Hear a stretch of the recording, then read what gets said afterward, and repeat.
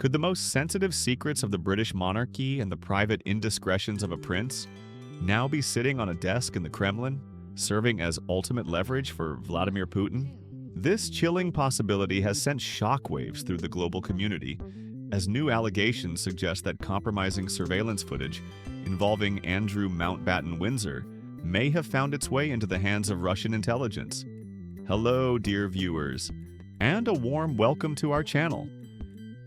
It is a pleasure to have you with us today as we delve into a story of international intrigue, royal scandals, and the shadow of one of the world's most notorious figures.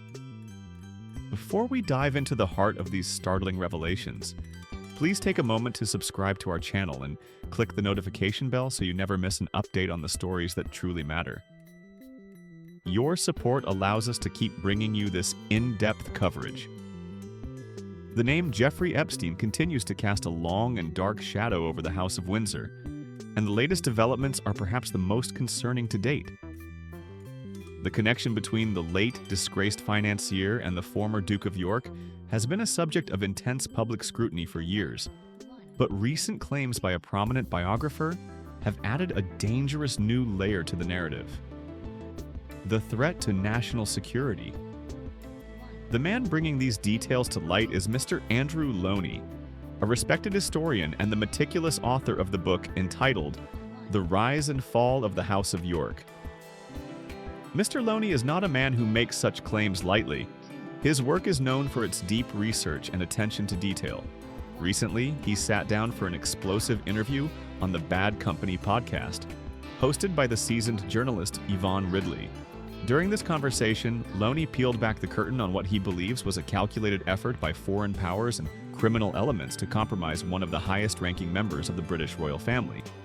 According to reports from the Scottish Daily Express, Loney's book, which was released last August, served as the catalyst for a chain of events that is still unfolding today. When the book was first published, certain materials, including specific allegations and photographic evidence, had to be removed due to stringent legal pressures and potential litigation. However, the biographer has now promised that new material is coming to light. Material that paints a far more sinister picture than the public has previously been allowed to see. During his interview with Yvonne Ridley, Loney explained the fundamental nature of Jeffrey Epstein's business model. It wasn't just about wealth or luxury.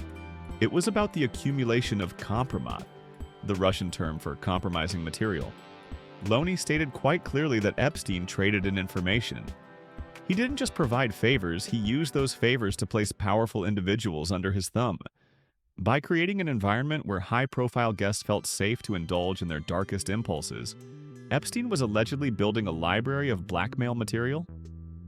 Loney noted that there is significant evidence suggesting that Epstein's residences were equipped with sophisticated surveillance systems, including hidden cameras and recording devices, designed to capture every moment of his guests' visits. The biographer's analysis suggests that while Epstein may have been collecting this information for his own protection and leverage, he was likely not the only one interested.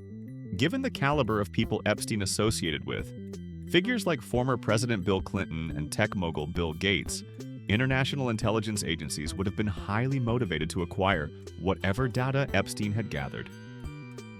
In the world of global espionage, a recording of a world leader or a member of a royal family is worth more than gold. This brings us to the specific vulnerabilities of Andrew Mountbatten-Windsor. Loney pointed out that the Duke's roles within the British establishment made him a particularly high-value target for intelligence gathering.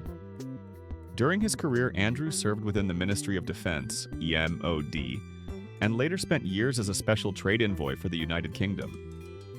In these capacities, he wasn't just a figurehead. He was involved in sensitive discussions regarding arms sales and international trade agreements. He was briefed on matters of national importance and held a position that granted him access to the inner workings of the British government and the royal family. As Loney suggested, Andrew would have been a treasure trove of royal gossip, and potentially much more. For a foreign intelligence service, compromising such a figure wouldn't just be about a personal scandal. It would be about gaining a window into the heart of the British state. The biographer's theory is that Epstein would identify a person's specific weaknesses and then cater to them. Whether it was through lending money to those in financial distress, placing them under social obligation, or the more traditional honey trap, the goal was always the same: total control through the threat of exposure. The revelations regarding honey traps are perhaps the most disturbing part of Loney's testimony. He claimed that Andrew's involvement wasn't limited to Epstein's circle. Loney stated that there is evidence suggesting the Duke was caught in similar compromising situations in several other countries, including Russia, China, Libya, and various nations across the Middle East. The biographer described these situations as wild parties or orgies on Epstein's private island, similar to the accounts provided by Virginia Giuffre. Loney suspects that many other well-known individuals were caught in these same traps, though their names have yet to be fully revealed to the public. But where is the evidence now? This is the question that keeps security experts awake at night.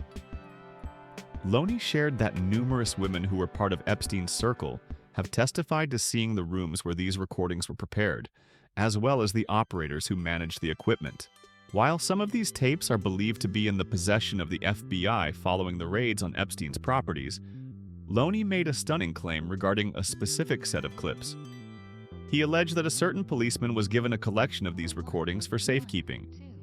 However, instead of turning them over to the proper authorities, this individual reportedly fled to Russia.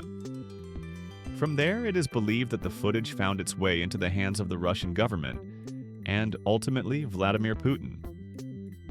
If true, this means that the Kremlin holds a sword of Damocles over the British monarchy.